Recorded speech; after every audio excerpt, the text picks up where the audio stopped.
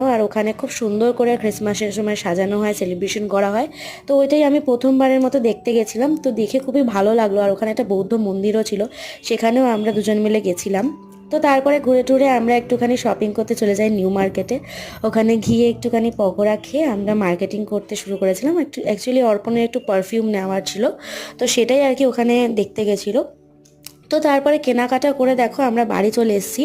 আর এই ডিসেম্বর মাসের এই 25 তারিখটা থেকে শুরু করে 31 তারিখ অবধি, মানে নিউ ইয়ার অবধি, এত সুন্দর করে সাজানো থাকে আমাদের পুরো এই এসপ্ল্যানেড, তারপর রবীন্দ্র সদন এরিয়াটা। সেটাই তোমাদের একটু দেখাচ্ছিলাম, এত সুন্দর সারা কলকাতাটা লাইটিং দিয়ে পুরো সাজানো হয়। আর সামনেই আমাদের বিয়েবাড়িও চলে আসছে, আর তার সাথে বিয়েবাড়ির প্রচুর ব্লগসও তোমাদের সাথে আসছে, কারণ অনেক কিছুই তোমাদের যদি শেয়ার করিনি, তো সেগুলো আস্তে আস্তে শেয়ার করব। তোমাদের কেমন লাগলো ব্লগটা জানি, আর যদি ভালো লাগে তাহলে একটা লাইক শেয়ার সাবস্ক্রাইব করে দিও আমার চ্যানেলটা। দেখা হবে নেক্সট মিনি ব্লগে। টাটা।